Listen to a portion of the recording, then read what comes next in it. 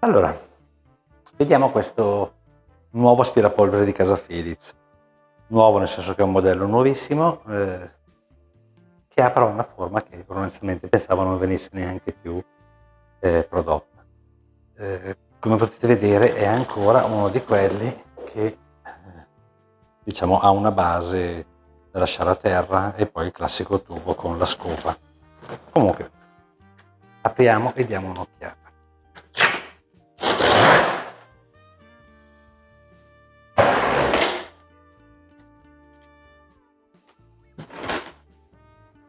Allora.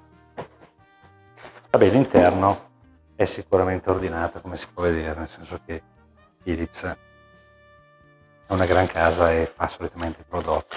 C'è l'elenco completo dei soliti manuali con ormai l'immancabile QR code per scaricare i manuali online o per vedere guide e così via. Togliamo il tutto e poi vediamo un attimino come funziona.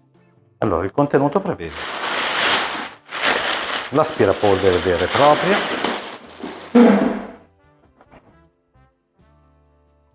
che effettivamente è bello grande. Va bene, possibilità classico rotellone per la regolazione della potenza, pulsante per accenderlo,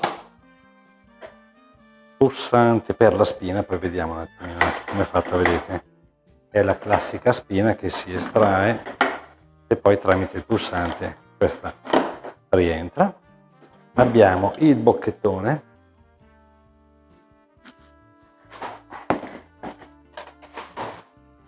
che ruota,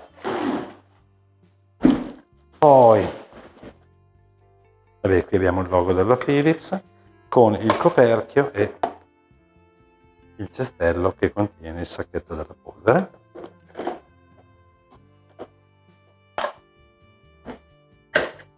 Anche semplice da sostituire. Dietro abbiamo una terza ruota centrale, queste sono le due ruote laterali, che aiuta sicuramente a muoversi senza particolari problemi. Oltre alla scopa e al tubo abbiamo diversi accessori, in questo caso abbiamo questa che è la classica spazzola che può essere viene lasciata montata e può essere allungata o accorciata. Poi dovremmo avere un tubo di prolunga, anche qui molto interessante, con questa scala, diciamo che ha queste tacche che permettono di, diciamo, bloccare la lunghezza.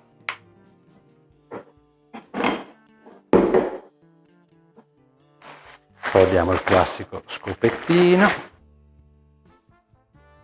quindi piccolo, tutti accessori che naturalmente si montano direttamente sul tubo o sulla prolunga di metallo.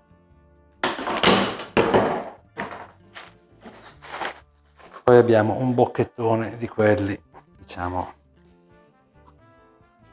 stretti. E dulcis in fondo abbiamo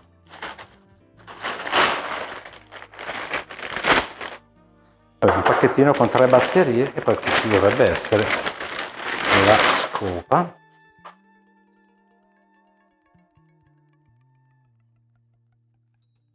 La classica scopa.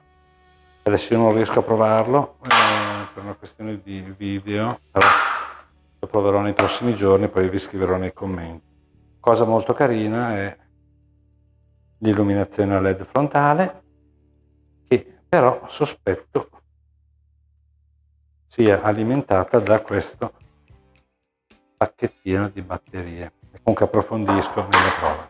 Allora, a livello qualitativo diciamo che è sicuramente un gran prodotto. Philips diciamo di solito è un'azienda seria, per cui non ho particolari dubbi sul fatto che sia in grado di realizzare prodotti di alta qualità. Vedete?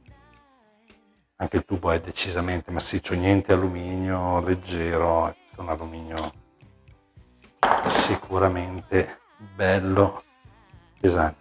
La cosa brutta è che non ha contatti elettrici, per cui non è in grado di alimentare la scopa dal punto di vista dell'illuminazione. È vero che la scopa è semplice, non ha nessun elemento rotante, per cui è proprio la classica scopa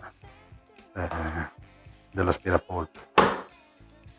Per cui diciamo, sicuramente ecco, ha dei vantaggi e ha degli svantaggi. Io onestamente pensavo non venissero nemmeno più prodotti o realizzati articoli di questo tipo, perché davo per scontato che ormai si utilizzassero le scope quelle tutto in uno. Però se lo fanno probabilmente c'è ancora una certa richiesta di mercato. Se avete domande scrivetemelo pure nei commenti, come al solito vi invito a lasciare un like al video se vi è piaciuto o se soltanto anche vi è stato utile per conoscere un nuovo prodotto, e ad iscrivervi al canale per diciamo darci una mano a crescere da un punto e anche per restare aggiornati sulle novità di mercato che portiamo con una certa regolarità. Grazie e alla prossima.